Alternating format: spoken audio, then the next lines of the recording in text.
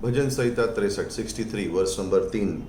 क्योंकि तेरी करुणा जीवन से भी उत्तम है, मैं तेरी प्रशंसा करूंगा। तेरी करुणा जीवन से उत्तम है, मैं तेरी प्रशंसा करूंगा। ये भजन दाऊद ने लिखा है उस समय में जब अब्सलोम उसका बेटा उसके विरुद्ध विद्रोह करके उसको निकाल दिया था और उसकी जान के पीछे पड़ा हुआ था। ये दूसरे सैमुएल 15वें अध्याय 13 से लेकर 23 में है। और इन समय में जब दाऊद के हाथ में कुछ भी नहीं है, सिर्फ उसका गधा उसके साथ है, उसकी तलवार और उसके कपड़े जो उसने पहने हुए, बाकी सब कुछ खो चुका है वो। लेकिन एक चीज़ उसके कोई ले नहीं सकता था, और वो था उसका संबंध परमेश्वर के साथ। ये हमारे जीवन के लिए बहुत बड़ी सीख है कि लोग आएंगे, लोग जाएंगे, समय आएंगे, समय जाएंगे, चीज़ें होती रहेंगी, लेकिन हमारा संबंध परमेश्वर के साथ कोई नहीं ले सकता। अगर कोई खो सकता है इस संबंध को तो हम खुद ही, अगर हम परमेश्वर के संग संगति ना करें। लेकिन अगर नज़रिए से देखा जाए तो दाऊद की संबंध जो परमेश्वर के साथ है, उसने उसको इन दिनों में मजबूत बनाए रखा, और कोई चीज़ मजबूत नहीं बना सकती। और इन दिनों में यह आपके लिए और मेरे लिए एक बहुत महत्वपूर्ण चीज़ है, हमारा रिश्ता, हमारा संबंध परमेश्वर के संग। ये हमारी प्रार्थना होनी चाहिए, परमेश्वर काश मेरा रिश्ता, काश मेरा संबंध, काश मैं आपको दाऊद की तरह जान सकता, काश मैं आपको दाऊद की तरह जान सकता। क्योंकि देखिए ना, सबके जीवन के इतने कठिन से कठिन क्षण में क्या वचन लिख रहा है। और दाऊद यहाँ पे लिख रहा है कि भले ही मेरा बेटा मुझसे सब कुछ ले सकता है, एक दिन मैं महल में था, आज मैं वीराने में हूँ। मेरे बेटे ने सब कुछ ले लिया है मुझसे, लेकिन कुछ ऐसी चीज़ें हैं जो मुझसे कभी नहीं ले सकता। मुझसे परमेश्वर को नहीं ले सकता, मुझसे मेरे गीत नहीं ले सकता, और मुझसे मेरा आनंद नहीं ले सकता। ये तीन चीज़ें दाऊद को संभाले रखेंगी, और ये तीन चीज़ें आपको और मुझे संभाले रखेंगी जिंदगी में। परमेश्वर, एक गीत, और परमेश्वर का आनंद। भजन में देखेंगे कि किस तरह से है। पंक्ति नंबर 1 में लिखता है, हे परमेश्वर, तू मेरा परमेश्वर है, मैं तुझे यत्न से ढूंढूंगा। सूखी और निर्जल उसरी भूमि पर भी मेरा मन तेरा प्यासा है, मेरा शरीर तेरा अति अभिलाषी है। सूखी जगह पर भी मैं तुझे खोजूंगा, मेरा मन तेरा अभिलाषी है। वो क्या कह रहा है कि मेरे प्राण संतुष्ट नहीं है, मेरे प्राण तब संतुष्ट होंगे जब मैं तुझसे संगति कर पाऊंगा। क्या हम इस तरह से सोचते हैं? क्या जब तकलीफ आती है तो क्या हम परमेश्वर की खोज करके सोचते हैं और कहते हैं कि जब तक तू नहीं मिलेगा तब तक मैं संतुष्ट नहीं हूँगा? क्योंकि स्वाभाविक रूप से हम लोगों के पास जाना चाहते हैं, दोष लगाना चाहते हैं, SMS कर देते हैं, WhatsApp कर लेते हैं, और कुछ नहीं चलेगा तो परमेश्वर के पास जाते हैं। दाऊद अलग तरीके से वो कह रहा है, मेरा मन सूखी जगह पर भी तेरा प्यासा है। सिर्फ परमेश्वर हमारी इस प्यास को बुझा सकता है। और ये कह रहा है यहाँ पर कह रहा है वर्ष नंबर 2 में, इस प्रकार से मैंने पवित्र स्थान में तुझ पर दृष्टि की कि तेरी सामर्थ और तेरी महिमा को देखूं। कहाँ से सामर्थ आएगी? परमेश्वर की ओर से।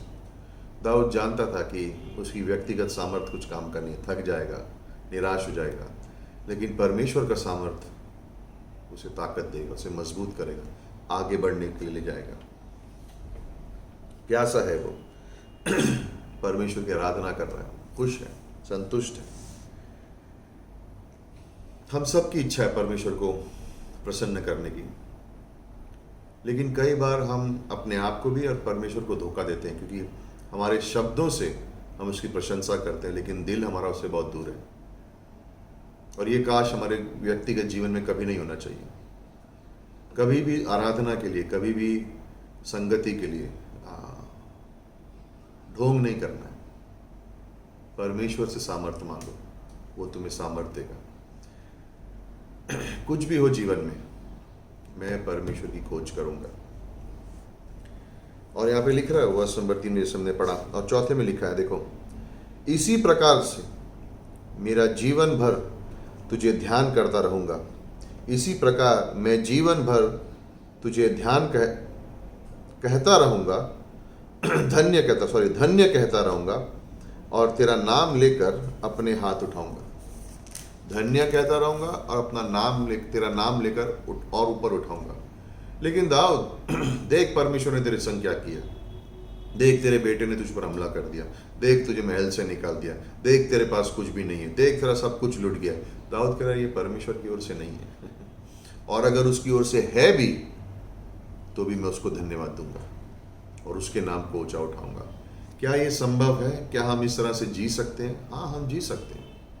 दोष लगाना, कुड़कुड़ाना, किसी को नीचा दिखाना हमें इसलिए नहीं बुलाया गया है। हमारा जीवन इसलिए नहीं है। हमारा जीवन इसलिए कि उन कठिनाई के समय में हम परमेश्वर को धन्यवाद दें और उसके नाम को ऊंचा उठाएं। सोचिए, इस कठिन समय में वो कह रहा है मैं तुझे धन्यवाद देना नहीं बंद करूंगा और मैं तेरी स्तुति आराधना करना बंद नहीं करूंगा। ये विश्वासी का जीवन है। अपने आप नहीं होगा, पवित्र आत्मा पर निर्भर करना पड़ेगा। यह हमारा व्यक्तिगत जीवन है। और अंत में वर्ष नंबर 9 से 10 में, परंतु जो मेरे प्राण के खोजी हैं वे पृथ्वी के नीचे स्थानों में जा पड़ेंगे। वर्ष नंबर 11, परंतु राजा परमेश्वर के कारण आनंदित होगा। जो कोई परमेश्वर की शपथ खाएगा वह बढ़ाई करने पाएगा, परंतु झूठ बोलने वाले का मुंह बंद किया जाएगा। उसके दुश्मन नाश हो जाएंगे, लेकिन नाश करेगा कौन? दाऊद नहीं, परमेश्वर। इसलिए हम शैतान से लड़ते नहीं है, लेकिन उसके विरुद्ध खड़े रहते हैं वचनों के साथ, क्योंकि परमेश्वर उसका नाश करेगा। अगर हम शैतान का नाश करने की कोशिश करेंगे तो हम थक जाएंगे, वो हमसे ज़्यादा सामर्थ्य है। लेकिन जब हम परमेश्वर के वचन को ऊंचा उठाएंगे तो हमारे सामने खड़ा नहीं हो सकता है। परमेश्वर उसे हराएगा, हम आगे बढ़ते रहेंगे। परमेश्वर ने कहा, दाऊद ने परमेश्वर से कहा, परमेश्वर मेरे दुश्मनों को आप संभालो। मेरे पास उनके लिए टाइम नहीं है। मेरे पास टाइम है तो मैं आप में संतुष्ट होना चाहता हूँ, गीत गाना चाहता हूँ और आप में आनंदित होना चाहता हूँ। सारी परिस्थिति को आप ही संभालने वाले हो। मैं अपना सर उठा के आनंद मनाऊंगा।